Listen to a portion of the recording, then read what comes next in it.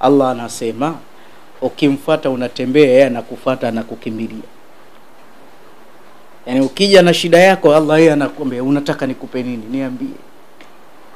Sasa tumkimbilie Allah. Sasa ukiwa una wasiwasi mumeo hakupendi, alikuwa anakupenda mwanzo, tayari ashawekewa sihiri hakupendi tena, na wewe mwenyewe unasema sijui kama sitoachwa, au una hatiyati ya kufukuzwa kazini, fitna zimekuwa nyingi zimezidi. Sasa unaona mimi nitaachwa, nitafukuzwa sasa hivi, au kuna jambo limekutia hofu, ima una kesi na utafungwa. Hii amali ninaokupa hii kwa ajili ya kuomba amani, al-amni. Wanawachuoni wasema al-amni wal afia, amani na afya.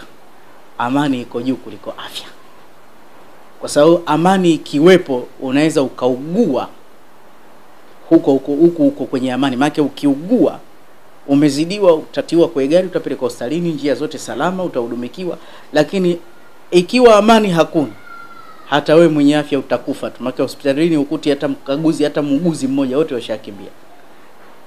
Sasa kama huna amani moyoni, unahisi kuna tukio utafanyiwa, unahisi utanyongwa, unahisi utafungwa, huna amani, au unahisi utamkosa mchumba ataolewa na mwingine, au unahisi utafukuzwa kazini, nikupe amali na utanishukuru. Ifanyie kazi amali hii ile suratu Yasin. Allah, zile mubin 7, kila mubin moja soma alam nashraha 10.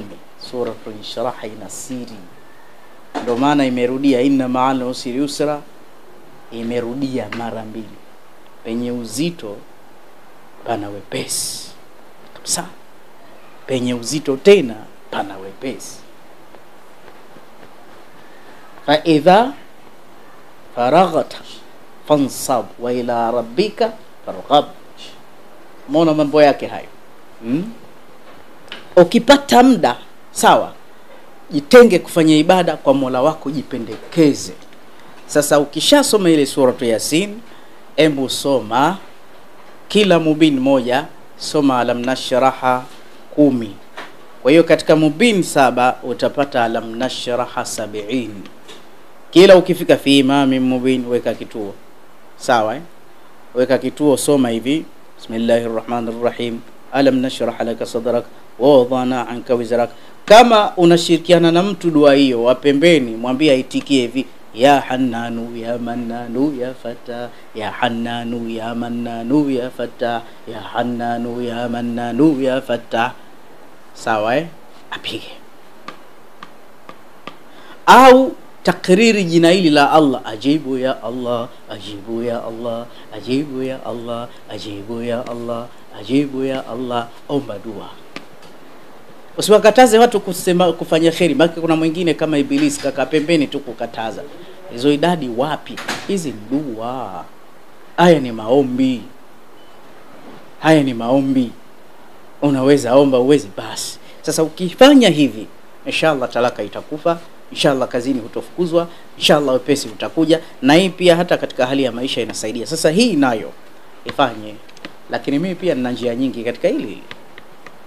Imekushinda, atanitume mimi pia. Ukinituma nitakusimamia uzuri tu, na utafurahi na utaenjoy sana. Utafurahi na utaenjoy sana.